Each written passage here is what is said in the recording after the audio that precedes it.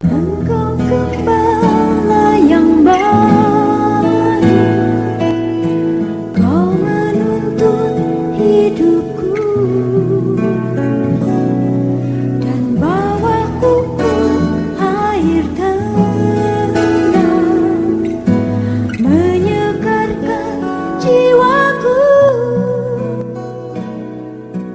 Pertama-tama saya mengucapkan puji syukur dan berterima kasih kepada Tuhan, Kepala Gereja Mempelai Pria Surga, yang telah memungkinkan kita di hari-hari ini untuk berada dalam perhimpunan ibadah atau kebaktian minggu di sore petang malam ini. Puji Tuhan, saya juga tidak lupa menyapa anak-anak Tuhan, hamba-hamba Tuhan yang sedang mengikuti pemberitaan firman Tuhan lewat live streaming video internet YouTube Facebook dimanapun Anda berada. Selanjutnya, marilah kita berdoa bersama-sama memohon kepada kemurahan Tuhan supaya kiranya Tuhan membukakan firman-Nya bagi kita sekaliannya. Kita terima firman penggembalaan untuk ibadah atau kebaktian minggu dari Wahyu pasal yang ke-12 ayat 2 saja. Silakan. Demikian firman Tuhan. Ya. Perempuan dan naga. Ia sedang mengandung, dan dalam keluhan dan penderitaannya hendak melahirkan, ia berteriak Ya, kesakitan. kalimat pertama yang menjadi pusat perhatian kita dari ayat 2 ini ialah ia sedang mengandung. Ia sedang mengandung. Sebenarnya pada minggu yang lalu telah disampaikan hal ini, ya, perempuan yang sedang mengandung ini. Namun saya anggap hal itu sebagai seri yang pertama. Puji Tuhan. Saudara, mempelai wanita Tuhan ini dinyatakan mengandung. Lalu kalau kita amati dan kita teliti dengan seksama, kandungan 9 bulan ini dimulai dari Wahyu pasal 8 sampai dengan Wahyu pasal 12. Nanti sidang jemaat maupun yang sedang mengikuti pemberitaan firman Tuhan lewat live streaming, saudara bisa perhatikan dengan baik, saudara bisa membaca di rumah masing-masing. Sedangkan puncak kandungan, saudaraku, sampai dengan lahirnya anak laki-laki, itu jelas dinyatakan dalam Wahyu 12 ayat 1 sampai dengan ayat yang ke-6. Puji Tuhan. Baik, arti mengandung di sini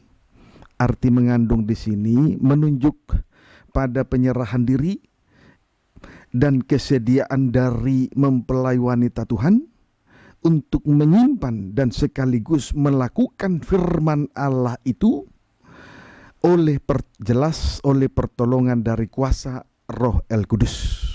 Amin, saudaraku.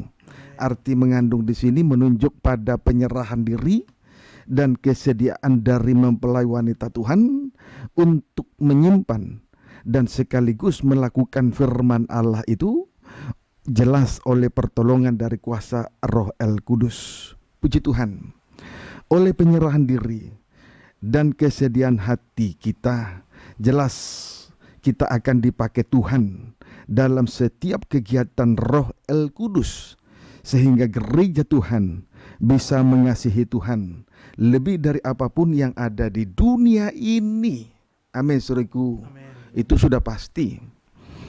Kita bandingkan dengan Maria pada masa mengandung.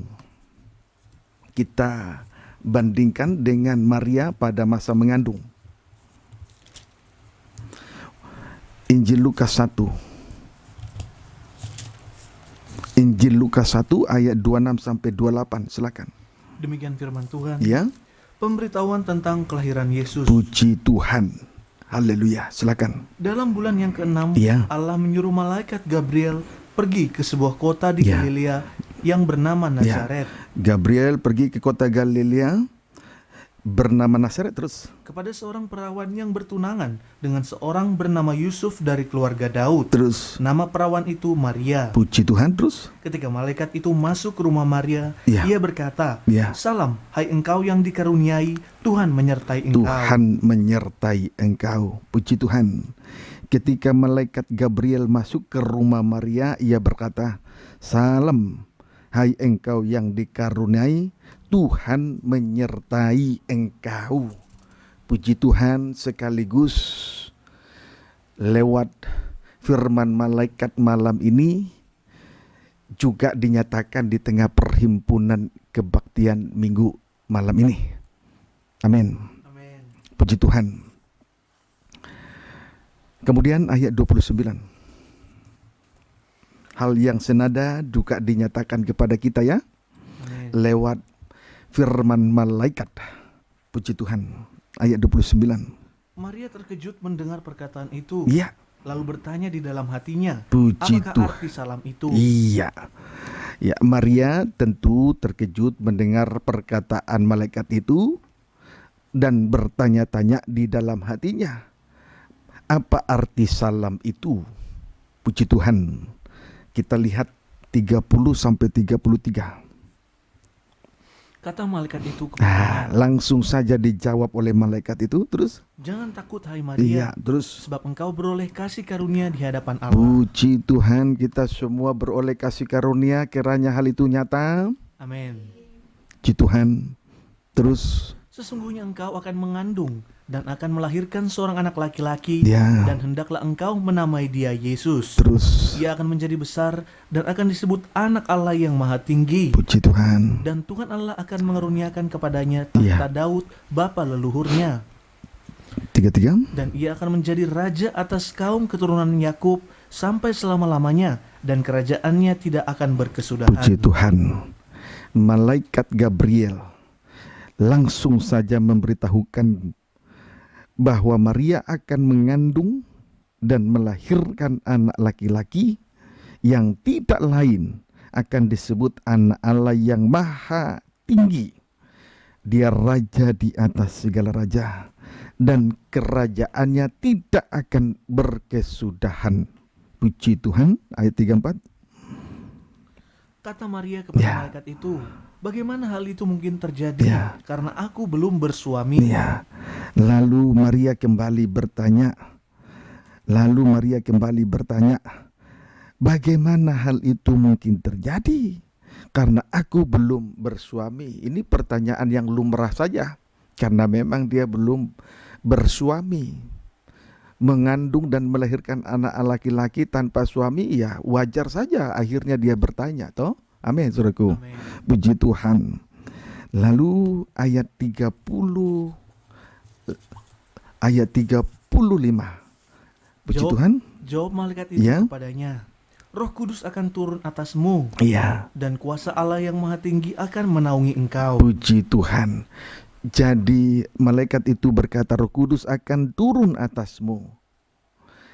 Artinya Maria mengandung dari Roh Kudus. Amin, saudaraku. Amin. Dan selanjutnya kuasa Allah yang Maha Tinggi menjadi naungan atasnya. Puji Tuhan. Ayat 38. Membaca ayat ini, sungguh kita terharu.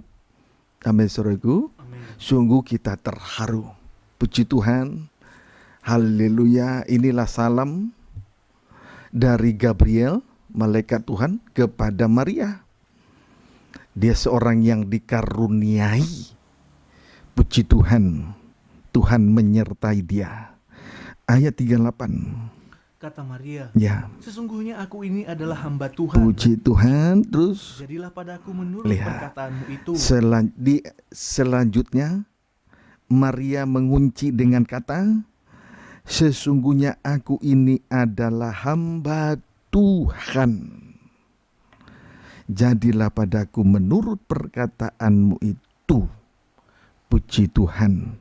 Singkatnya, kesimpulannya, Maria menyerahkan dirinya untuk Tuhan dan hatinya bersedia untuk mengandung anak laki-laki, yaitu firman Allah dari Roh Kudus. Amin, saudaraku.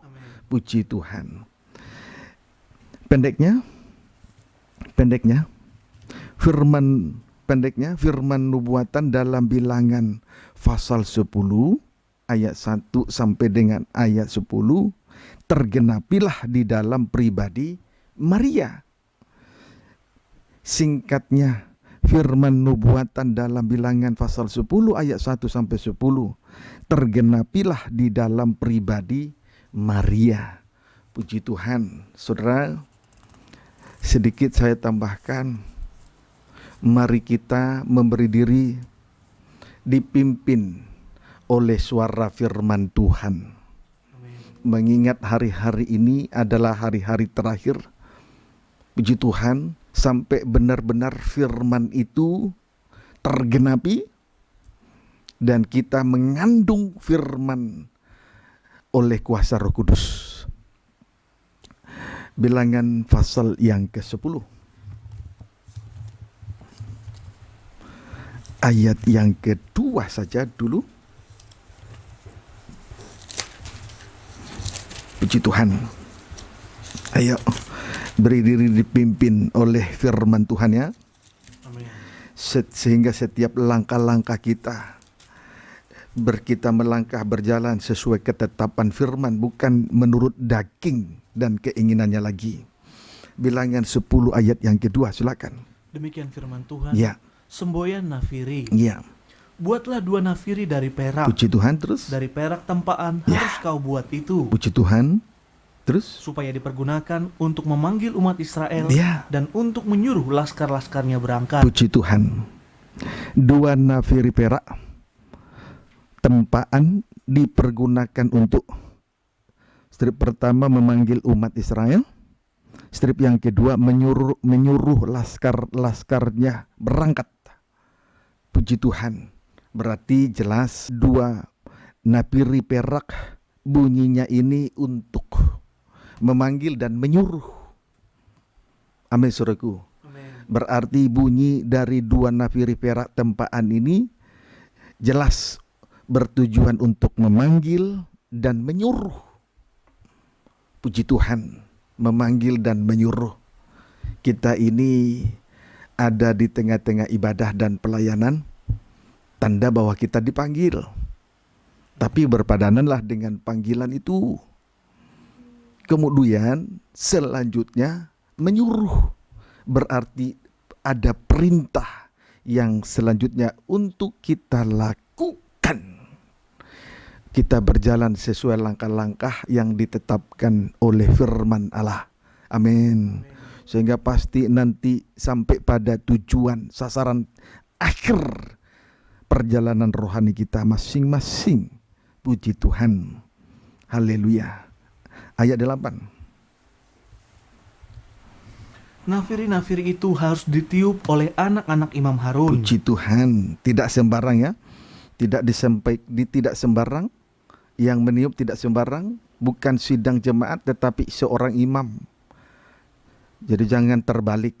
Yang meniup nafiri bukan sembarang orang. Harus seorang imam, bukan sembarang orang, bukan seorang jemaat. Terus? Itulah yang harus menjadi ketetapan untuk selama-lamanya bagimu turun-temurun. Puji Tuhan. Kedua nafiri atau disebut juga sangkakala itu harus ditiup oleh seorang imam, bukan seorang sidang jemaat. Jadi tidak boleh sembarang ditiup. Puji Tuhan. Dan itu harus menjadi ketetapan untuk selama-lamanya, turun-temurun.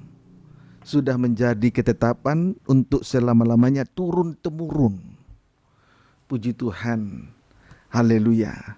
Ketika kita dengar firman Tuhan, kita selanjutnya melangkah sesuai ketetapan firman itu, turun-temurun. Ya? Amin. Puji Tuhan. Baik. 2 nafiri atau sangkakala yang ditiup jelas menunjuk kepada seruan firman Allah dan Roh Kudus atas umatnya. 2 nafiri atau sangkakala yang ditiup menunjuk kepada seruan firman Allah dan Roh Kudus atas umatnya. Sama dengan firman yang diurapi, harus disampaikan kepada umat Tuhan, gereja Tuhan di hari-hari terakhir ini. Puji Tuhan, haleluya. Jadi saudara, kedua nafiri perak inilah yang memberi komando perintah sehingga Israel mengerti, bangsa Israel atau umat Tuhan akhirnya mengerti kehendak Tuhan. Strip pertama, kapan mereka berkumpul untuk mengadakan ibadah. Strip yang kedua, kapan mereka berhenti dan berjalan. Strip yang ketiga, kapan mereka untuk maju berperang dan seterusnya dan seterusnya. Semuanya itu ditentukan oleh seruan dari suara dari kedua nafiri perak perak tersebut. Puji Tuhan, dari suara dari kedua nafiri perak tersebut. Amin. Puji Tuhan. Haleluya. Perak, jelas hal ini berbicara tentang ketebusan oleh korban Kristus. Perak, jelas hal ini berbicara tentang ketebusan oleh korban Kristus. Puji Tuhan. Haleluya. Kita bersyukur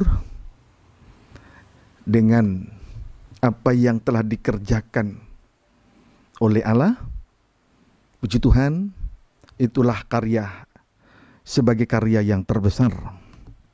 Matius pasal 27. Matius pasal 27 ayat 3 saja.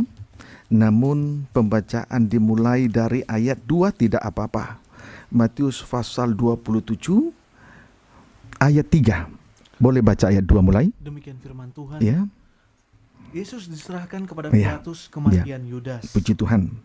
Mereka membelenggu dia. Yesus dibelenggu, diikat terus. Lalu membawanya Ya. dan menyerahkannya kepada Pilatus, Ya. wali negeri itu. Puji Tuhan, pengadilan yang kedua. Terus. Pada waktu Yudas yang menyerahkan dia melihat bahwa Yesus telah dijatuhi hukuman mati, Ya. menyesalah ia. Puji Tuhan, terus. Lalu ia mengembalikan uang yang 30 perak 30 itu uang perak. Ini nubuatan Yeremia dan Zakaria terus. kepada imam-imam kepala dan tua-tua. Puji Tuhan. Yudas melihat bahwa Yesus dijatuhi hukuman mati, lalu ia mengembalikan 30 uang perak. 30 keping uang perak itu. Pendeknya, Yesus menjadi korban untuk menebus dosa manusia. Amin, saudaraku. Puji Tuhan, itulah korban ketebusan. Perak, itulah korban ketebusan.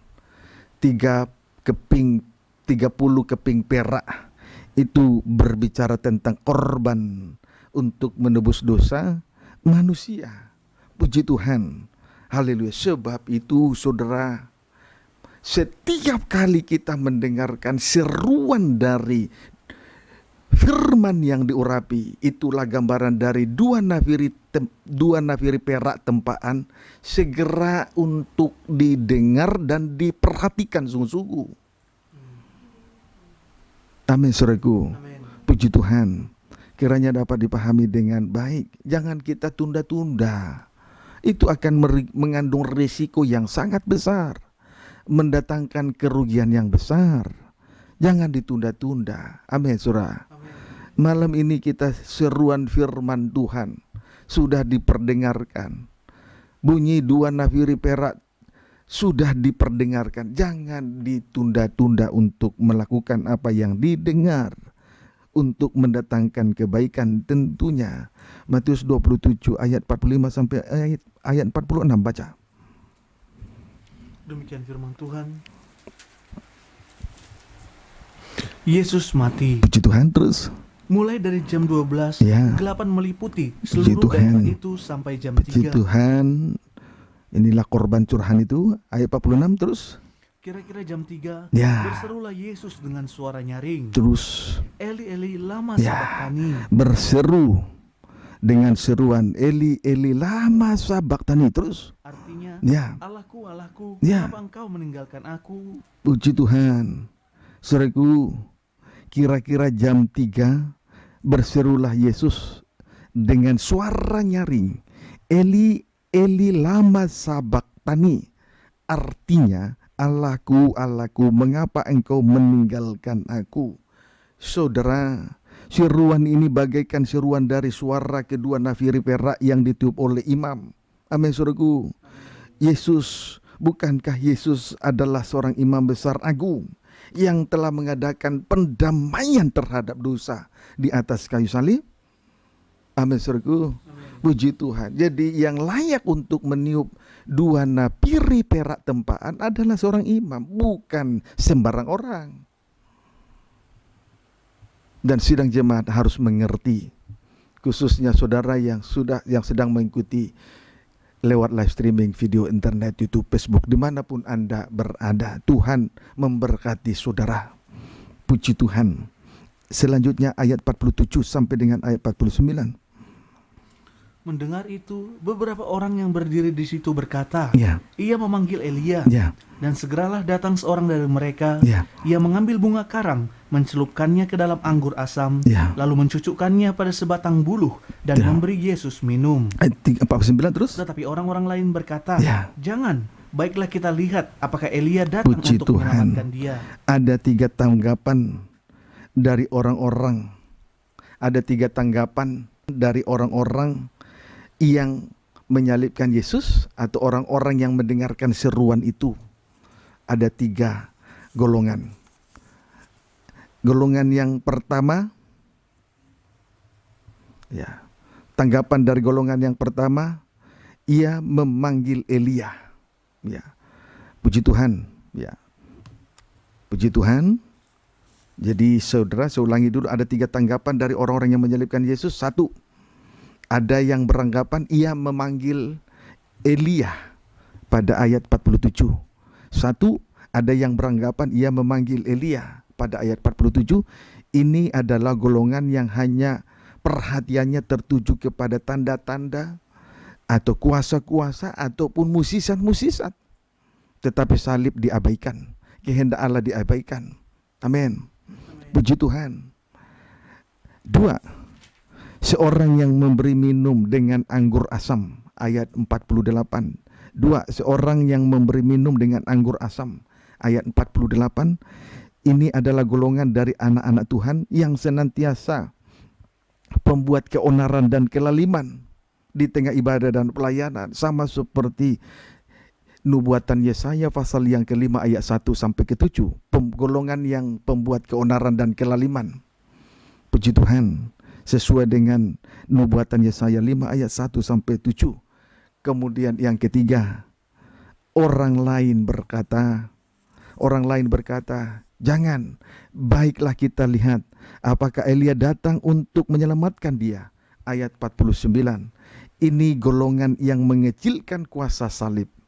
Ini golongan yang sangat mengecilkan kuasa salib. Puji Tuhan, kiranya dapat dipahami dengan baik. Saudaraku, 3 golongan ini mengabaikan seruan firman Allah, bagaikan seruan dari 2 nafiri perak tempaan tadi. Dapat dipahami, saudaraku. Puji Tuhan. 1 Petrus 1 ayat 10. Ya, 1 Petrus 1 ayat 10. Jangan kita ada dalam 3 golongan ini. Amin. Puji Tuhan, mujizat memang masih ada sampai hari ini. Tetapi yang nomor 1, salib harus ditegakkan di tengah ibadah dan pelayanan ini, ya. Puji Tuhan. 1 Petrus 1 ayat yang ke-10. Ayat 9, pembacaan ayat 9 mulai. Demikian firman Tuhan. Ya. Karena kamu telah mencapai tujuan imanmu, Ya. yaitu keselamatan jiwamu. Ayat 10. Keselamatan itulah yang diselidiki Ya. dan diteliti oleh nabi-nabi. Keselamatan itu yang seharusnya diselidiki oleh nabi-nabi, bukan yang lain-lain.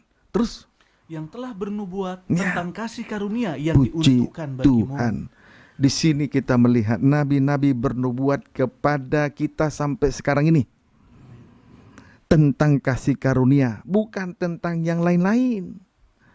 Tentang kasih karunia, bukan yang lain-lain. Amin, saudaraku. Amin. Bukan seperti 3 golongan di atas tadi. Tujuannya adalah untuk keselamatan jiwa kita masing-masing. Tidak lain tidak bukan. Inilah yang benar. Puji Tuhan. Saudara, mukjizat memang perlu. Yang sakit sembuh, yang tidak ada menjadi ada. Puji Tuhan. Umpama dahulu tidak ada rumah, akhirnya setelah ikut Tuhan penuh dengan mukjizat, akhirnya punya rumah, punya uang, punya harta, punya kendaraan dan lain sebagainya. Tidak salah. Tetapi itu tidak menyelamatkan. Yang menyelamatkan adalah kasih karunia Tuhan. Itu yang diteliti oleh nabi-nabi. Amin, saudaraku. Amin. Kiranya dapat dipahami dengan baik. Dan biarlah kiranya kita menerima ini, pengertian ini dengan rendah hati. Puji Tuhan. Ayat 11. Dan mereka meneliti saat yang mana dan yang bagaimana yang dimaksudkan oleh Roh Kristus Puji Tuhan, firman yang diurapi terus. yang ada di dalam mereka, Iya, yaitu Roh yang sebelumnya memberi kesaksian tentang segala penderitaan yang akan menimpa Kristus. iya, jelas. Firman yang diurapi itu, seruan dari firman yang diurapi itu jelas menceritakan tentang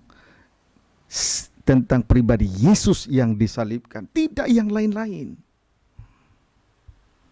Amin, saudaraku. Amin. Jadi firman yang diurapi, yang disampaikan oleh nabi-nabi, yang disampaikan oleh hamba-hamba Tuhan, pemimpin-pemimpin rumah Tuhan, adalah tentang penderitaan Kristus Yesus, tidak yang lain-lain. Jadi jangan mau ditipu daya oleh kelicikan dari nabi-nabi palsu. Saudara juga harus rendah hati. Puji Tuhan. Jangan bergantung kepada harta dan kekayaan. Bergantung kepada berita firman yang diurapi, yang isinya penuh dengan penderitaan Kristus yang menyelamatkan. Itu berita kasih karunia. Kiranya dapat dipahami dengan baik. Puji Tuhan. Haleluya. Karena roh yang sebelumnya memberi kesaksian tentang sengsara dan penderitaan Kristus dan kemuliaan yang menyusul sesudah itu. Kalau kita mau menerima firman yang diurapi berisi tentang penderitaan Kristus, maka selanjutnya kemuliaan yang menyusul sesudah itu. Yang ada ini perkara lahiria, harta duniawi, tidak memberi kemuliaan, tidak memberi keselamatan, tidak memberikan apa-apa, tidak menjanjikan apa-apa. Jadi saudara jangan sibuk dengan teologi kemakmuran. Amin, saudara. Amin. Puji Tuhan. Perhatikanlah seruan dari dua napiri perak tempaan. Yesus telah diserahkan hanya dengan 30 keping uang perak. Puji Tuhan. Haleluya. Kiranya dapat dipahami dengan baik. Ayat 12. Kepada mereka telah dinyatakan Ya, bahwa mereka bukan melayani diri mereka puji sendiri, Tuhan. Terus? tetapi melayani kamu Iya. dengan segala sesuatu yang telah diberitakan sekarang Iya. kepada kamu dengan perantaraan mereka, Iya. yang oleh Roh Kudus yang diutus dari sorga menyampaikan berita Injil kepada kamu, yaitu hal-hal yang ingin diketahui oleh malaikat-malaikat. Puji Tuhan. Hamba-hamba Tuhan yang jujur, tulus dan murni. Saudaraku, adalah hamba-hamba Tuhan yang melayani Tuhan dengan sungguh-sungguh. Kalau hamba Tuhan itu tulus, murni dan sungguh-sungguh, dia tidak melayani dirinya, dia tidak melayani perutnya, dia murni melayani Tuhan Yesus Kristus. Dengan lain kata, menyampaikan firman yang diurapi dengan bobot tentang pribadi Yesus yang disalibkan. Kiranya dapat dipahami dengan baik. Malaikat-malaikat merindukan berita semacam ini, tetapi berita salib tidak berlaku bagi malaikat. Apa buktinya? Malaikat manakala malaikat itu jatuh dalam dosa, dia langsung berubah menjadi setan. Tetapi umat Tuhan sangat diperhatikan. Manakala kita jatuh dalam dosa, darah salib masih berlaku menyucikan dosa kita. Malaikat membutuhkan, tapi tidak diperhitungkan oleh Tuhan. Tuhanlah, kitalah yang diperhitungkan oleh Tuhan. Jadi saudara, belajar untuk menghargai setiap firman yang diserukan. Jangan kita datang hanya untuk menjalankan ibadah rutinitas. Itu yang disebut dengan ibadah Taurat. Malaikat saja butuh berita semacam ini. Kenapa kita enggak? Jangan sia-siakan kesempatan yang ada. Sampai kita memang harus sadar dalam penyerahan diri sepenuh kepada Tuhan. Dan hati kita bersedia sampai kita nanti mengandung dari firman Allah dan Roh Kudus. Kiranya dapat dipahami dengan baik. Puji Tuhan. Dampak dari apabila dua nafiri perak ditiup. Puji Tuhan. Kita lihat dampaknya. Dampak positif dan dampak negatifnya akan kita temukan di situ. Dampak apabila dua nafiri perak ditiup. Di situ nanti kita akan melihat dampak positif dan dampak negatif. Puji Tuhan, kita kembali membaca Injil Matius 27.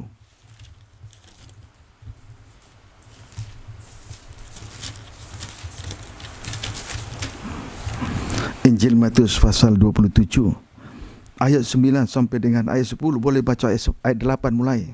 Demikian firman Tuhan. Ya. Itulah sebabnya tanah itu sampai pada hari ini disebut tanah darah. Puji Tuhan, tanah darah. Puji Tuhan. Haleluya.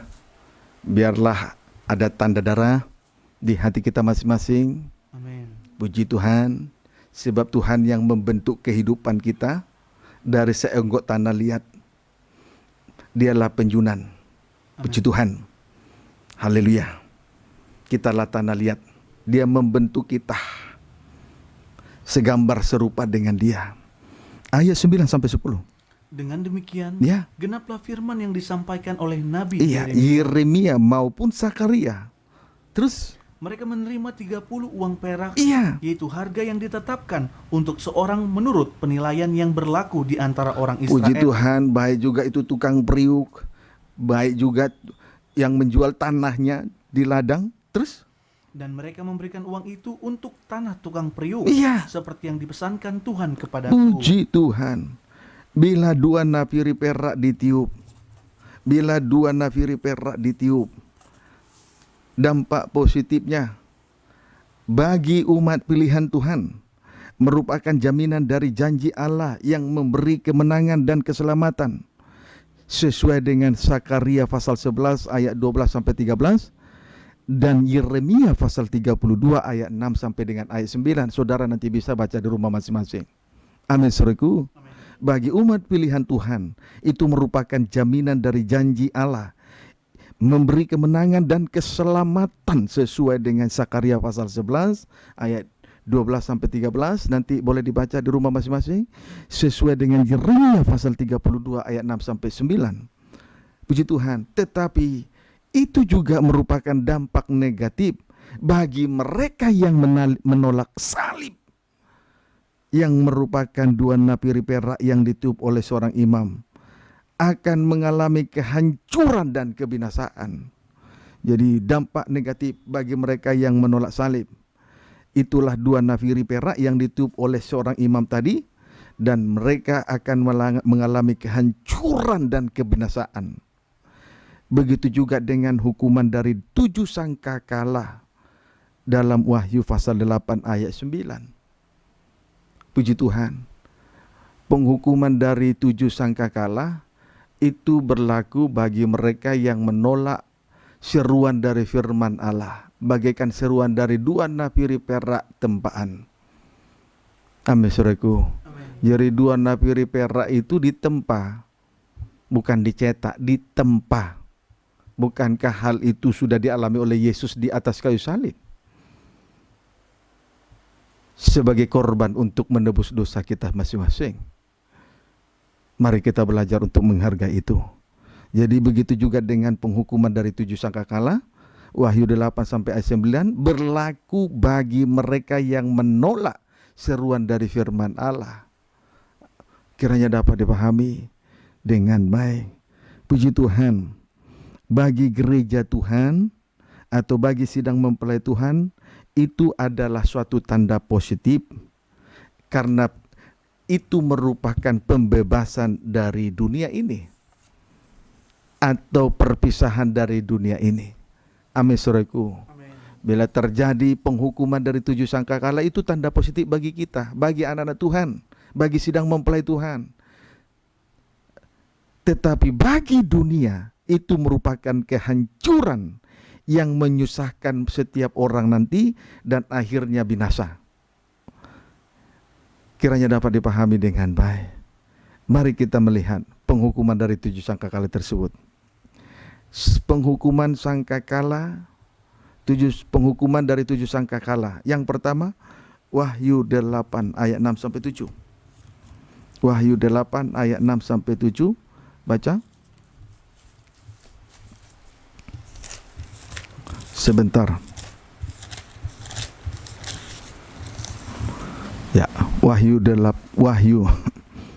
ayat 6 sampai 7, baca. Demikian firman Tuhan. Keempat sangkakala yang pertama, Ya. dan ketujuh malaikat yang memegang ketujuh sangkakala itu Ya. bersiap-siap untuk meniup sangkakalanya. Ya. Lalu malaikat yang pertama meniup sangkakalanya, dan terjadilah hujan es dan api bercampur darah. Ya. Dan semuanya itu dilemparkan ke bumi. Ya. Maka terbakarlah sepertiga dari bumi dan sepertiga dari pohon-pohon, dan hanguslah seluruh rumput-rumputan hijau. Puji Tuhan. Singkatnya, dunia ini dihantam oleh hujan es, api, dan darah, sehingga sepertiga bumi dan rumput hangus. Puji Tuhan. Akibatnya tadi pohon dan rumput hangus. Amin, saudaraku. Amin. Puji Tuhan. Yang kedua, sangkakala yang kedua maksudnya Wahyu 8 ayat 8 sampai 9. Ya, puji Tuhan. Jadi penghukuman ini berarti melepaskan anak-anak Tuhan dari dunia ini. Sedangkan bagi mereka yang menolak firman, itu merupakan kehancuran dan kebinasaan. Amin, saudaraku. Memang nanti Tuhan akan ganti langit pertama, bumi pertama diganti dengan langit yang baru dan bumi yang baru, laut pun tidak ada lagi. Yang kedua, Wahyu 8 ayat 8 sampai 9. Lalu malaikat yang kedua meniup sangkakalanya, Ya. dan ada sesuatu seperti gunung besar yang menyala-nyala oleh api, Puji Tuhan. dilemparkan ke dalam laut. Ya. Dan sepertiga dari laut itu menjadi darah. Menjadi darah, terus? Dan matilah sepertiga dari segala makhluk yang bernyawa Ya. di dalam laut, dan binasalah sepertiga dari semua kapal. Puji Tuhan. Laut ditimpa dengan gunung yang besar yang menyala-nyala dengan api. Akibatnya, strip pertama sepertiga laut menjadi darah. Strip yang kedua sepertiga kapal hancur. Strip yang ketiga sehingga mata pencaharian dari laut termasuk ikan-ikan akan berhenti atau mati. Puji Tuhan. Sangkakala yang ketiga, Wahyu 8 ayat 10 sampai 11. Wahyu 8 ayat 10 sampai 11. Lalu malaikat yang ketiga meniup sangkakalanya, Ya. dan jatuhlah dari langit sebuah bintang besar, Ya. menyala-nyala seperti obor, Ya. dan ia menimpa sepertiga dari sungai-sungai dan mata-mata air. Dia. Puji Tuhan. Sampai 11. Nama bintang itu ialah Absintus, Ya. dan sepertiga dari semua air menjadi Absintus, Ya. dan banyak orang mati karena air itu, sebab sudah menjadi pahit. Puji Tuhan. Sungai dan mata air ditimpa oleh bintang yang menyala seperti obor, namanya Absintus. Akibatnya segala mata air menjadi pahit dan banyak manusia mati oleh malapetaka ini. Puji Tuhan. Sangkakala yang keempat, Wahyu 8 ayat 12 sampai 13. Ya, silakan. Lalu malaikat yang keempat meniup sangkakalanya, Ya. dan terpukullah sepertiga dari matahari, Terpukul sepertiga matahari, dan sepertiga dari bulan, sepertiga bulan, dan sepertiga dari sepertiga bintang-bintang, bintang-bintang, terus. sehingga sepertiga daripadanya menjadi gelap, Ya. dan sepertiga dari siang hari tidak terang, dan demikian juga malam hari. Puji Tuhan. Sampai 13. Lalu aku melihat, aku mendengar seekor burung nasar terbang di tengah langit, Ya. dan berkata dengan suara nyaring, Ya. celaka, celaka, celakalah mereka yang diam di atas bumi, Iya. oleh karena bunyi sangkakala ketiga malaikat lain yang masih akan meniup sangkakalanya. Puji Tuhan. Sepertiga dari benda terang di langit dipukul. Ya, sepertiga matahari, sepertiga bulan, sepertiga bintang dipukul. Akibatnya terjadi kegelapan. Dari sepertiga siang dan malam. Sepertiga siang dan sepertiga malam. Amin. Puji Tuhan. Sangkakala yang kelima, penghukuman sangkakala yang kelima. Wahyu 9 ayat 1 sampai dengan ayat 12.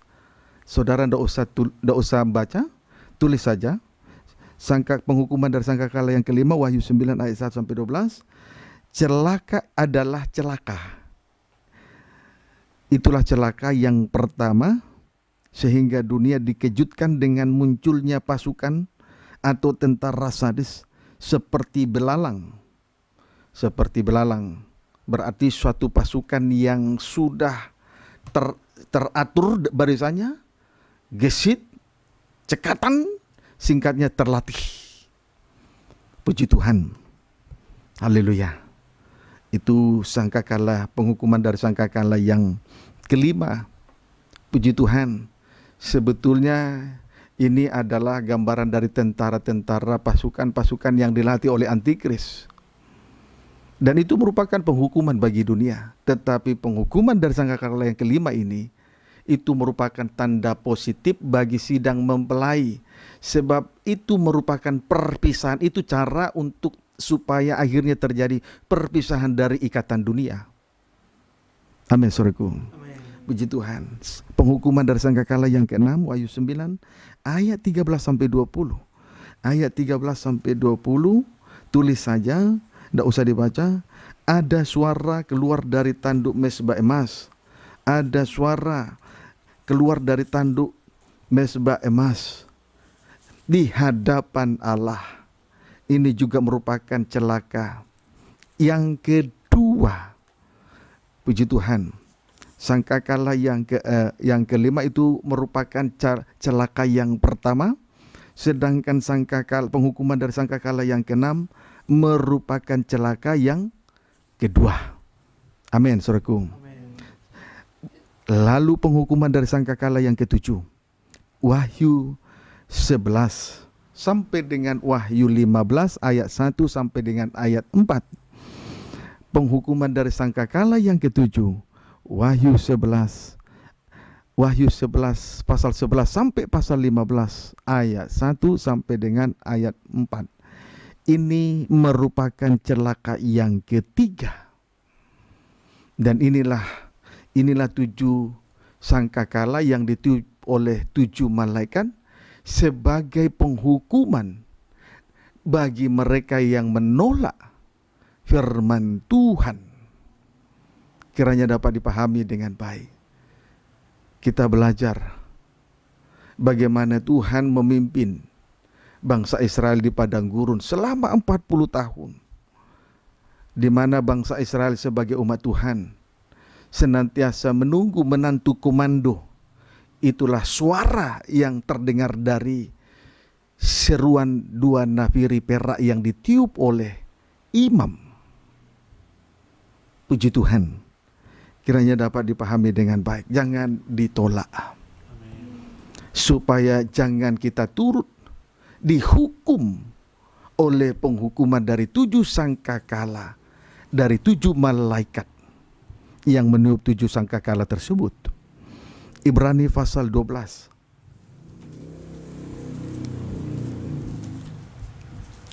Ibrani pasal yang ke-12 ayat yang ke 25 terlebih dahulu. Boleh baca ayat 24. Demikian firman Tuhan, tanggung jawab yang berat. Puji Tuhan. Terus Dan kepada Yesus pengantara perjanjian baru. Ibrani sebentar ya, Ibrani 12 ayat 25. Puji Tuhan. Boleh baca dulu ayat 22. Tetapi kamu sudah datang ke Bukit Sion, Ya, ke kota Allah yang hidup, ya. Yerusalem surgawi, Puji Tuhan. dan kepada beribu-ribu malaikat, Ya. suatu kumpulan yang meriah. Puji Tuhan. Kita sekarang sudah datang di Bukit Sion, kota Allah yang hidup, Yerusalem surgawi. Amin, saudaraku. Amin. Puji Tuhan. Kepada beribu-ribu malaikat, suatu kumpulan yang meriah. Puji Tuhan. Kemudian ayat 25. Jagalah Ya. supaya kamu jangan menolak Dia Ya. yang berfirman. Kita sudah ada di Bukit Sion, di tengah perhimpunan kebaktian minggu malam ini. Tetapi jagalah supaya kamu jangan menolak Dia. Terus. Yang berfirman. Iya, terus. Sebab jikalau mereka yang menolak Dia yang menyampaikan firman Allah di bumi, Ya. tidak luput. Tidak Apalagi kita, luput. Terus apalagi kita sekarang ini. Terus. jika kita berpaling dari Dia yang berbicara dari sorga. Puji Tuhan. Haleluya. Jangan menolak Dia yang berfirman seperti ahli-ahli Taurat, imam-imam kepala dan tua-tua. Puji Tuhan. Ya, jangan menolak Dia yang berfirman dari sorga seperti ahli-ahli Taurat dan tua-tua dan imam-imam kepala. Menolak sehingga mereka juga tidak luput dari penghukuman. Apalagi kita. Kalau mereka itulah imam-imam kepala, ahli-ahli Taurat dan tua-tua menolak Dia yang berfirman dari sorga, tidak luput dari penghukuman, apalagi kita sekarang ini. Amin, saudaraku. Amin. Kita ini bangsa kafir. Kalau imam kepala tua-tua ahli Taurat saja tidak luput, apalagi kita bangsa kafir. Perhatikanlah sungguh-sungguh. Jadi kalau kita mendengarkan seruan dua nafiri yang ditiup oleh imam, itu mendatangkan kebaikan kepada kita. Kiranya dapat dipahami dengan baik. Jangan ditolak Dia yang berfirman dari surga. Kiranya dapat dipahami dengan baik, supaya kita luput dari penghukuman dari 7 sangkakala yang tadi sudah kita lihat di atas tadi. Lanjut ayat 26 sampai 27. Waktu itu suaranya menggoncangkan bumi. Ya, waktu itu suaranya menggoncangkan bumi. Waktu Allah berfirman di atas gunung Sinai, menggoncang gunung Sinai, menggoncang bumi gunung Sinai. Terus, Tetapi sekarang Ia memberikan janji. tetapi Dia yang berfirman dari surga memberikan janji kepada kita sekaliannya. Amin, surku. Amin. Dia memberikan janji kepada kita sekaliannya. Perhatikan janjinya terus. Satu kali lagi aku akan Ya. menggoncangkan, Satu kali lagi aku akan menggoncangkan. Bukan Terus hanya bumi bukan saja, hanya bumi saja, melainkan langit melainkan juga. langit juga. Ayat 27. Ungkapan satu kali lagi Iya, terus. menunjuk kepada perubahan Ya. pada apa yang dapat digoncangkan. Terus. Karena Ia dijadikan supaya tinggal tetap apa yang tidak tergoncangkan. Puji Tuhan. Perhatikan, saya ulangi dengan baik. Waktu itu suaranya menggoncang bumi. Waktu Allah berfirman, Dia menggoncang bumi, Dia menggoncang seluruh gunung Sinai sampai bangsa Israel mengalami ketakutan. Tetapi Dia berfirman dari surga kepada kita sekarang untuk memberikan janji. Tetapi Allah berfirman dari surga kepada kita sekarang tujuannya untuk memberikan janji. Apa janjinya? Langit yang baru dan bumi yang baru. Sebab sekali waktu nanti, satu kali lagi sebab di sini Tuhan berkata, satu kali lagi aku akan menggoncangkan bukan hanya bumi saja melainkan langit juga. Ungkapan satu kali lagi menunjuk kepada perubahan pada apa yang dapat digoncang, karena Ia dijadikan supaya tinggal tetap apa yang tidak tergoncangkan. Itulah langit yang baru dan bumi yang baru.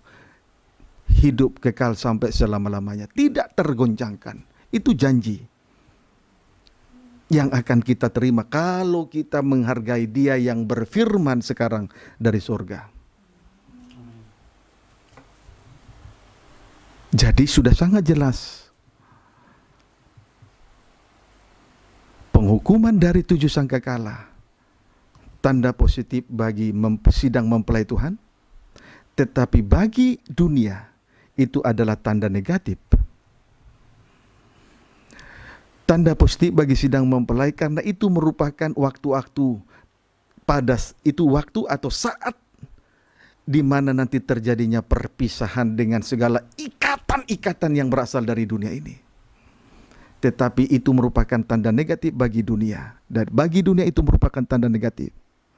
Karena itu merupakan penghukuman yang menyulitkan dan penghancuran dan berujung kepada kebinasaan. Kiranya dapat dipahami dengan baik. Puji Tuhan. Oleh pengertian semacam ini, tentu kita patut bersyukur kepada Tuhan. Janji Tuhan, ya dan amin. Firman Allah yang diserukan, yang disuarakan malam ini sebagai pantulan dari 2000 tahun di atas kayu salib, itu merupakan janji keselamatan bagi kita masing-masing. Yang naik di hadirat Tuhan, naik ke langit. Lalu suara itu dipantulkan malam ini. Dari langit, dari surga. Itu jaminan keselamatan bagi sidang mempelai Tuhan. Kiranya dapat dipahami dengan baik. Jadi saudara, tidak rugi kalau kita dengar-dengaran terhadap seruan dari suara pengajaran firman Allah. Apalagi kalau itu bertitik atau berfokus kepada berita salib. Tetapi kita lihat mereka yang seharusnya pemilik janji tidak luput. Itulah imam-imam kepala tua-tua dan ahli-ahli Taurat. Apalagi bangsa kafir menolak firman Allah. Waktu yang ada tinggal sedikit. Maka kalau dikaitkan dengan waktu, berarti kita ini berada pada detik terakhir di mana kedatangan Tuhan tidak lama lagi. Kalau dikaitkan dengan perjalanan rohani, berarti sudah berada pada mil-mil yang terakhir. Supaya jangan kita sibuk berburu daging seperti Esau. Kesempatan tinggal sedikit lagi. Jangan disia-siakan. Ayat 28. Jadi, karena kita menerima kerajaan yang tidak tergoncangkan, Inilah janji firman Allah. Terus? marilah kita mengucap syukur Terus? dan beribadah kepada Allah Iya. menurut cara yang berkenan kepadanya, Jangan cara duniawi. Terus? dengan hormat dan takut. Puji Tuhan. Karena janji firman yang akan kita terima adalah kerajaan yang tidak tergoncangkan, maka marilah kita membuktikan dua hal di hadapan Tuhan. Satu, mengucap syukur. Dalam susah maupun senang mengucap syukur. Saat diberkati mengucap syukur. Saat dipercayakan untuk memikul sebuah tanggung jawab, sebuah beban di atas pundak, juga mengucap syukur. Puji Tuhan. Kemudian membuktikan yang kedua yang harus kita buktikan di hadapan Tuhan adalah beribadah kepada Allah menurut cara yang berkenan kepadanya. Menurut cara yang berkenan itu seperti apa? Jangan di tengah-tengah ibadah pelayanan itu salib ditegakkan. Jadi tidak ada di situ firman yang ditambahkan dan firman yang dikurangkan. Firman yang ditambahkan berarti menyampaikan hanya 1-2 ayat. Lalu ditambahkan cerita-cerita isapan jempol, ditambahkan dongeng nenek-nenek tua, ditambahkan tahayul-tahayul, ditambahkan filsafat-filsafat kosong manusia, dan seterusnya dan seterusnya. Sedangkan firman yang dikurangkan Berarti pengajaran salib diganti dengan dua hal. Satu, teologi kemakmuran. Artinya orang Kristen tidak boleh miskin, harus kaya. Yang kedua diganti dengan musisat-musisat, tanda-tanda heran semata, tetapi pengajaran salib diabaikan. Puji Tuhan, kiranya dapat dipahami dengan baik. Haleluya. Kemudian di sini beribadah kepada Allah menurut cara yang berkenan kepadanya, disertai dengan hormat dan takut. Disertai dengan hormat dan takut. Hormat berarti, saudaraku, sama dengan kemuliaan hanya bagi Tuhan, tidak untuk yang lain. Puji Tuhan, amin. Kemudian takut sama dengan tidak berani untuk berbuat dosa selain hidup menjaga kekudusannya di hadapan Tuhan. Ayat 29. Sebab Allah kita adalah api yang menghanguskan. Ya, perlu untuk diketahui. Allah kita adalah api yang menghanguskan. Oleh sebab itu, firman Allah yang disampaikan jangan ditolak. Amin. Puji Tuhan. Yohanes 12, Injil Yohanes 12. Saya saat ini sedang berjuang dan bergumul dalam doa, terkhusus kepada mereka yang masih bermain-main di dalam beribadah dan melayani Tuhan. Mungkin sudah ada di tengah ibadah, tapi masih bermain-main dengan kejahatan dan kenajisan. Kemudian saya juga sedang bergumul kepada mereka yang sedang menjalankan ibadah Taurat, sidang jemaat yang sedang menjalankan ibadah Taurat, ibadah lahiriah, hanya rutinitas saja. Dan sedang bergumul juga kepada sidang jemaat yang masih menyembunyikan dosanya. Karena Tuhan sudah beritahukan kepada saya, ternyata masih banyak di antara imam-imam, masih banyak di antara sidang jemaat yang masih menyembunyikan dosanya. Puji Tuhan, perhatikanlah itu sungguh-sungguh.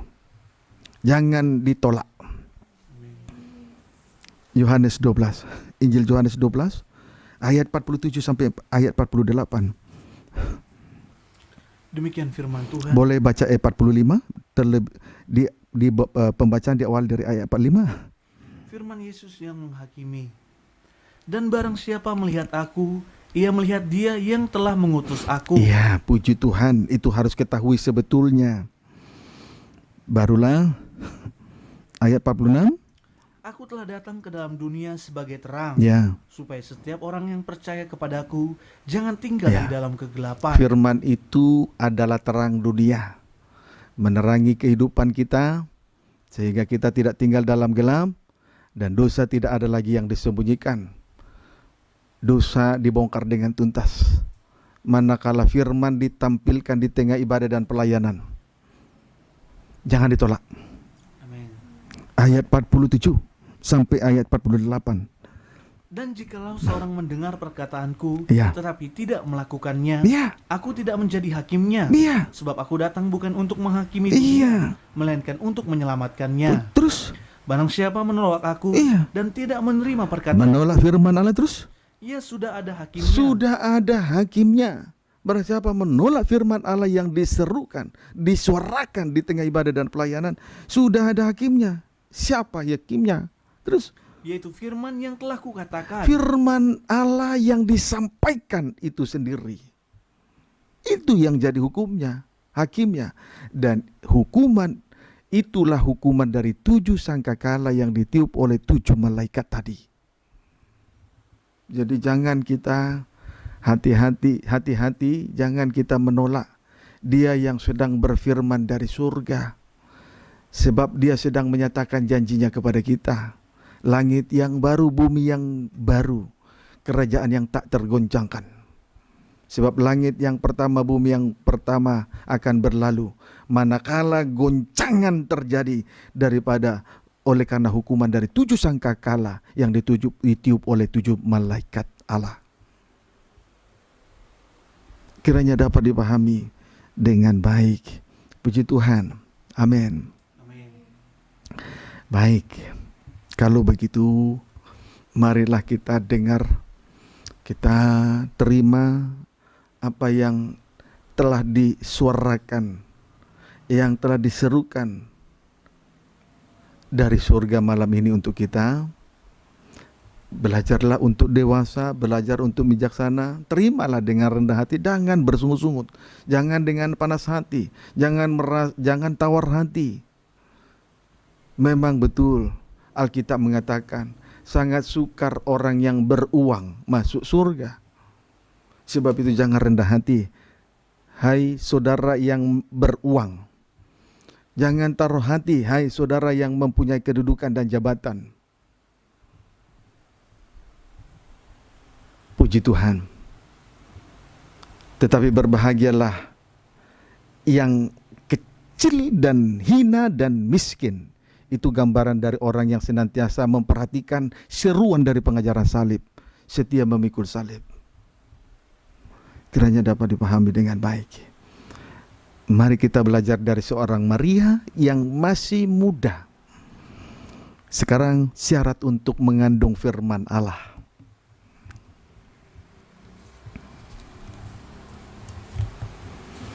Kita kembali memeriksa Injil Lukas 1.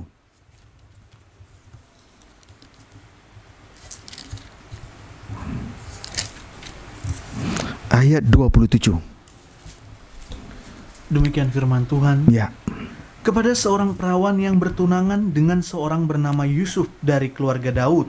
Nama perawan itu Maria. Injil Lukas 1 ayat 27 sudah? Baca lagi.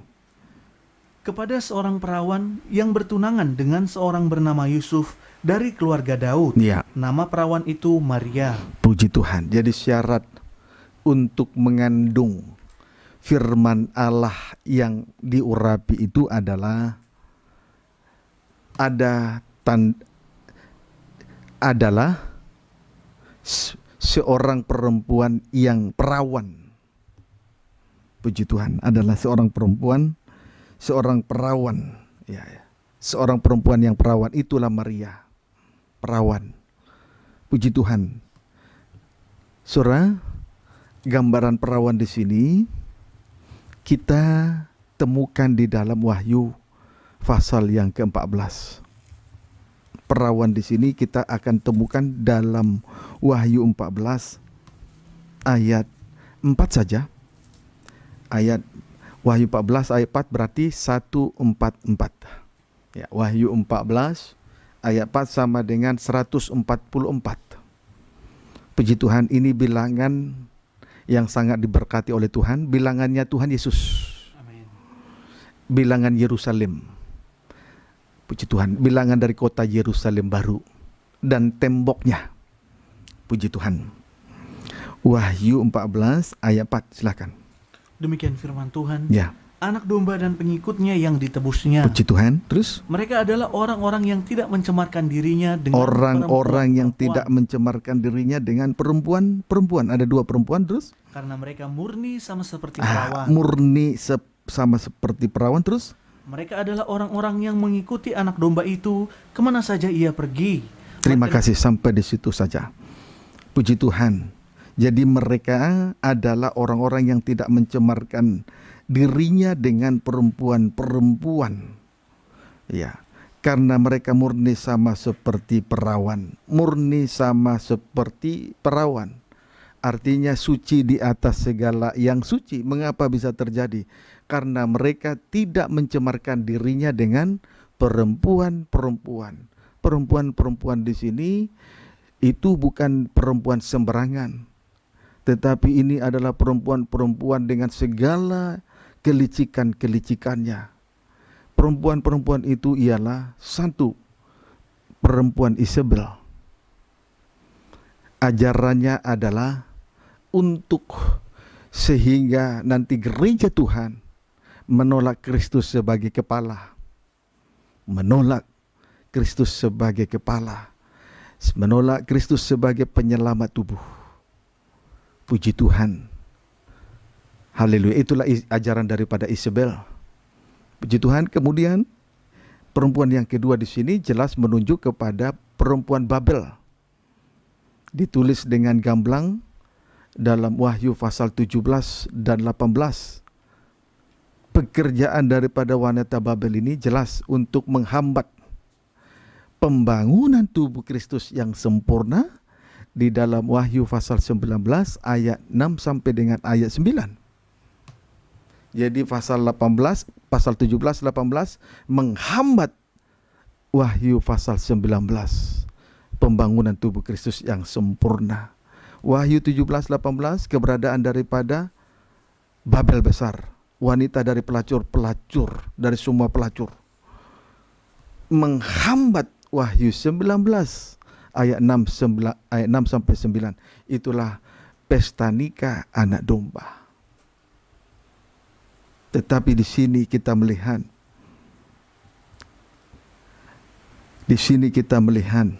mereka itu murni sama seperti perawan.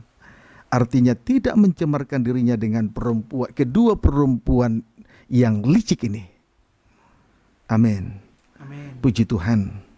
Selanjutnya baca, mereka adalah orang-orang yang mengikuti anak domba itu kemana saja ia pergi. Mereka itu adalah orang-orang yang mengikuti anak domba itu kemana saja ia pergi.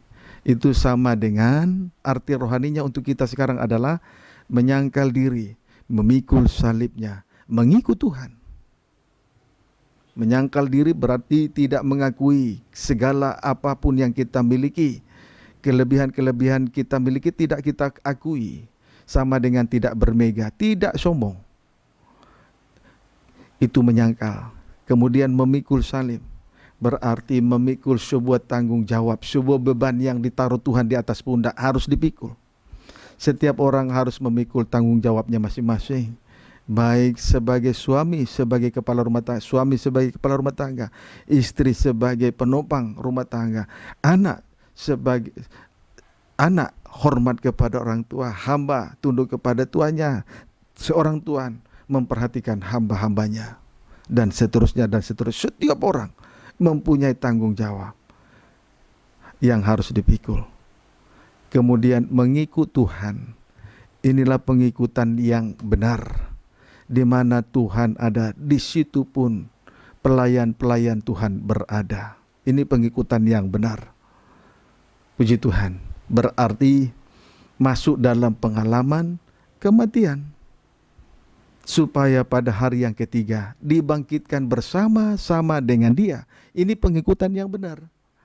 Kalau kita mengikuti Tuhan hanya karena mukjizat, sama saja seperti kisah yang tertulis di dalam Injil Yohanes pasal 6. Pada ayat yang kedua dan ketiga, orang-orang Yahudi berbondong-bondong mengikuti Tuhan hanya karena mukjizat kesembuhan yang diadakan oleh Yesus. Lalu pada ayat 10 sampai dengan ayat 14 juga mereka berbondong-bondong mengikut Yesus hanya karena 5 roti 2 ikan. Tetapi pada manakala Yesus menyatakan dirinya sebagai roti hidup, roti yang turun dari surga, di mana Yesus telah memecah-mecahkan hidup segenap hidupnya di atas kayu salib, sehingga tubuhnya benar-benar makanan, darahnya benar-benar minuman, mereka mengundurkan diri. Jadi pengikutan yang benar masuk dalam pengalaman kematian, hari ketiga bangkit bersama-sama dengan Dia, dan kelak dipermuliakan bersama-sama dengan Dia. Ini pengikutan yang benar. Puji Tuhan. Inilah gambaran dari seorang perawan, gambaran dari seorang Maria, gereja yang suci. Kiranya dapat dipahami dengan baik. Amin, saudaraku. Puji Tuhan. Ayat 1. Dan aku melihat sesungguhnya Anak domba berdiri di Bukit Sion, Ya. dan bersama-sama dengan dia 144.000 orang, dan di Ya. dahi mereka tertulis namanya dan nama bapaknya. Jumlah mereka adalah 144.000 orang.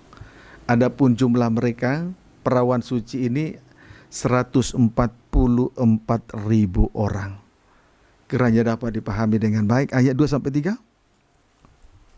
Dan aku mendengar suatu suara dari langit, Ya. bagaikan desau air bah, Ya. dan bagaikan deru guru yang dahsyat. Ya. Dan suara yang kudengar itu seperti bunyi pemain-pemain kecapi Pemain-pemain kecapi. yang memetik kecapinya. Puji Tuhan, pemain-pemain kecapi yang memetik kecapinya. Jelas ini menunjuk kepada suatu kehidupan yang bisa mengikuti irama di tengah-tengah ibadah dan pelayanan.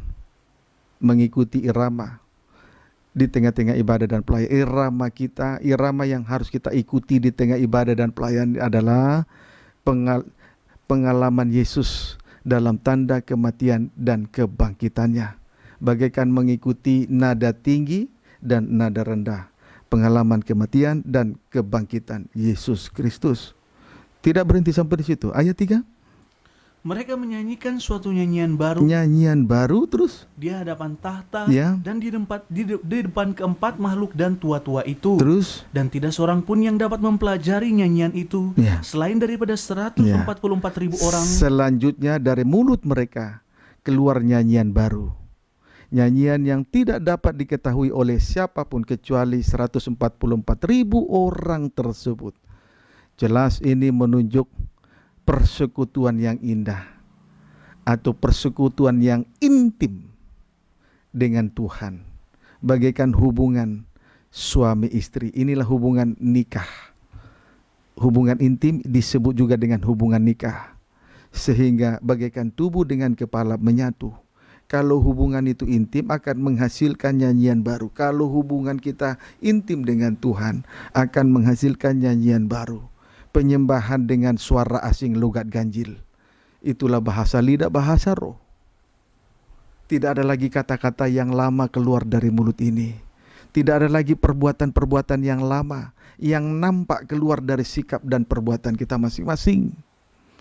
Jikalau terjadi hubungan intim dengan Tuhan, inilah perawan.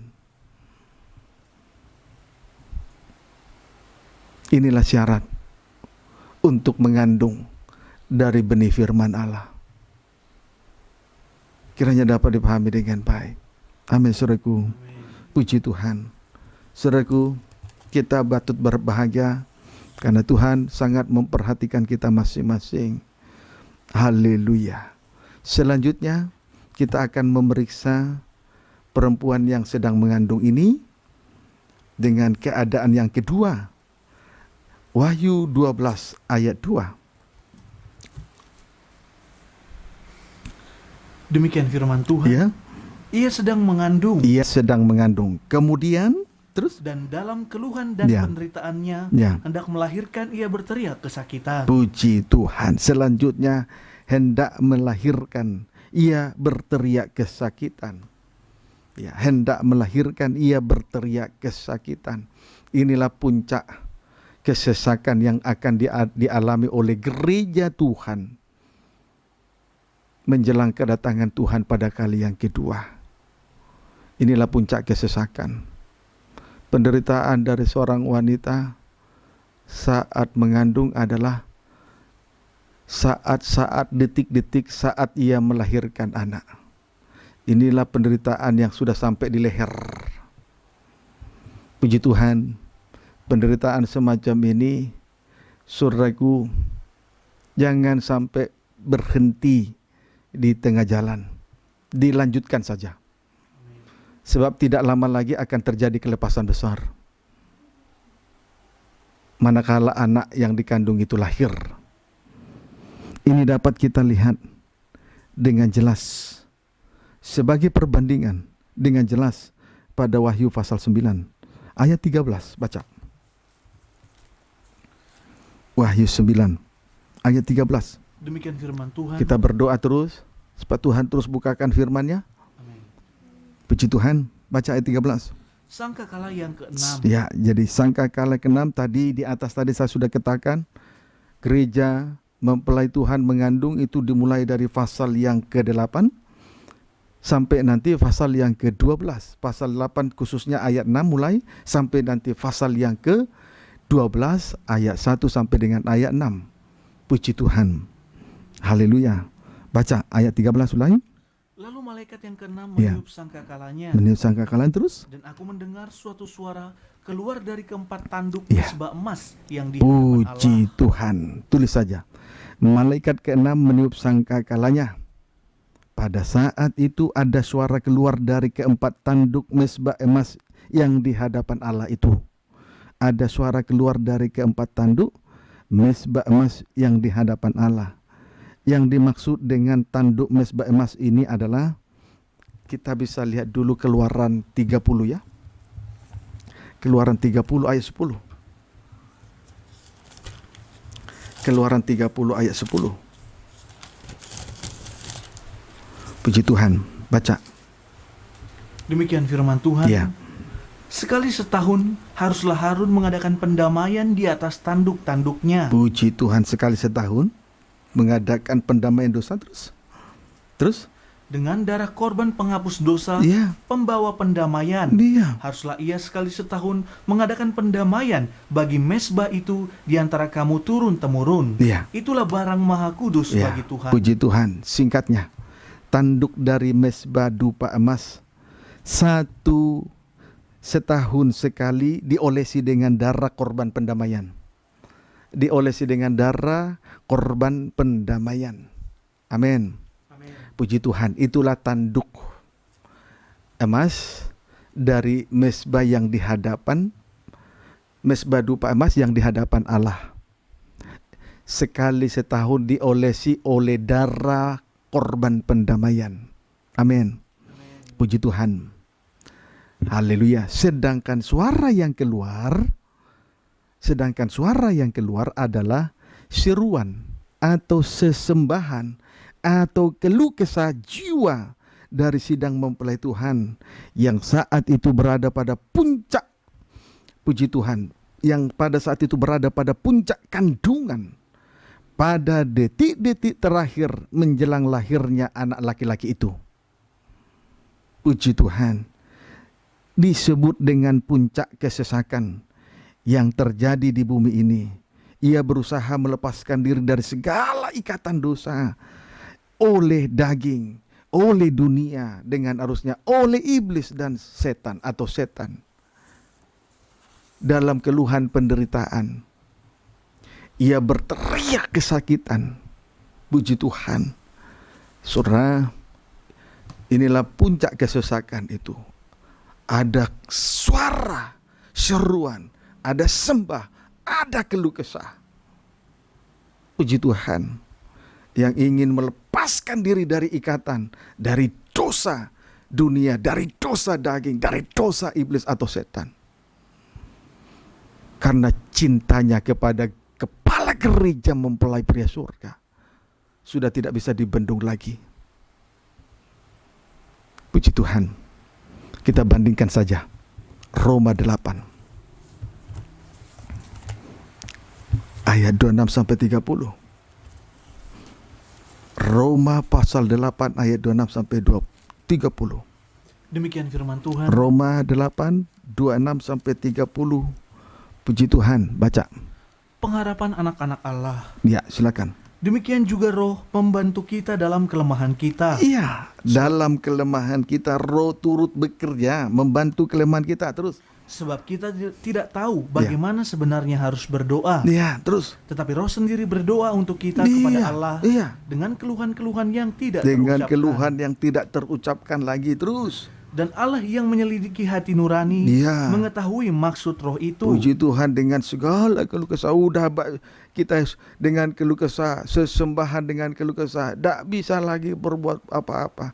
Tetapi Roh Tuhan membantu dalam kelemahan kita, dalam keluh kesah kita, kesesakan pada puncaknya. Roh Tuhan membantu kita. Terus. Dan Allah yang menyelidiki hati nurani Iya. mengetahui maksud Roh itu. Menyelidiki hati nurani. Lalu roh yang berdoa itu, puji Tuhan, mengetahui maksud roh yang berdoa sesuai dengan hati nurani. Terus yaitu bahwa ia sesuai dengan kehendak Allah Iya. berdoa untuk orang-orang kudus. terus Kita tahu sekarang Iya. bahwa Allah turut bekerja dalam Iya. segala sesuatu Puji Tuhan. untuk mendatangkan kebaikan Iya. bagi mereka yang mengasihi Dia. Oh, sungguh kasih mempelai pada masa kesesakan itu sungguh luar biasa. Dengan keluhan, dengan keluh kesah, dengan sesembahan yang keluar dari mulut, tidak bisa lagi terucap, tetapi roh Tuhan membantu menaikkan doa-doa keluh kesah kita. Tapi itu merupakan tanda bahwa kita sungguh-sungguh mengasihi Dia, kepala gereja mempelai pria surga, lebih dari yang ada di dunia ini. Amin. Amin. Terus ayat Yaitu 29. Sebab semua orang yang dipilihnya dari semula, Iya. mereka juga ditentukannya dari semula Iya. untuk menjadi serupa dengan gambaran anaknya, Terus supaya ia anaknya itu Iya. menjadi yang sulung di antara banyak saudara. 30. Dan mereka yang ditentukannya dari semula, Iya. mereka itu juga dipanggilnya. Iya. Dan mereka yang dipanggilnya, Iya. mereka itu juga dibenarkannya. Dibenarkan. Terus Dan mereka yang dibenarkannya itu, mereka itu juga dimuliakannya. puji Tuhan. Semua orang yang dipilihnya dari semula, mereka juga ditentukannya dari semula untuk menjadi serupa dengan gambaran anaknya. Puji Tuhan, untuk menjadi milik kepunyaannya. Jadi mereka yang ditentukannya dari semula, mereka itu akan dipermuliakan. Amin, saudaraku. Puji Tuhan. Jadi sama dengan Keluaran pasal 30 ayat yang ke-10. Amin, saudaraku. Sama juga dengan Wahyu pasal 9. Dari tanduk itu keluar suara. Itu suara keluh kesah. Itu suara penyembahan. Kiranya dapat dipahami dengan baik.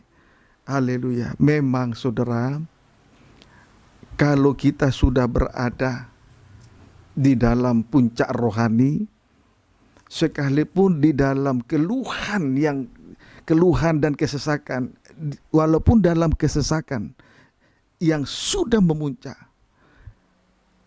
gereja Tuhan mungkin tidak berdaya lagi, tetapi ada aktivitas yang lain. Di dalam ketidakberdayaan itu, gereja Tuhan hanya bisa berseru dan menyembah kepada Tuhan. Tetapi ingat, Tuhan turut bekerja untuk mendatangkan kebaikan. Roh Tuhan akan membantu kita dengan segala keluhan-keluhan yang kita alami. Mungkin keluhan itu karena gereja pada saat itu sudah sampai pada puncak kesesakannya, bagaikan seorang perempuan yang sedang mengandung. Dia banyak mengeluh karena menderita kesakitan yang hendak melahirkan anak laki-laki. Amin, saudaraku. Kiranya dapat dipahami dengan baik. Sebagai ayat yang terakhir, Kisah Rasul 14 ayat 21 sampai 22. Kisah Rasul 14 ayat 21 sampai 22.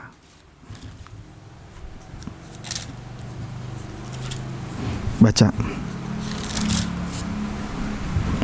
Demikian firman Tuhan. Ya. Kembali ke Antiokhia, Paulus dan Barnabas memberitakan Injil di kota itu Ya. dan memperoleh banyak murid. Ya. Lalu kembalilah mereka ke Listra, Ikonium, dan Antiokhia. Puji Tuhan. Ya. Ayat 22.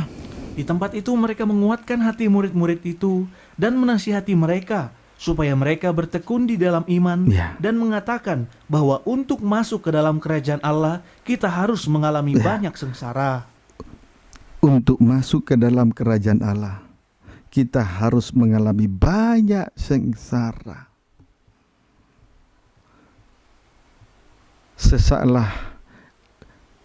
Sesaklah pintu dan sempitlah jalan untuk memperoleh keselamatan, tapi lebarlah jalan untuk menuju kepada kebinasaan.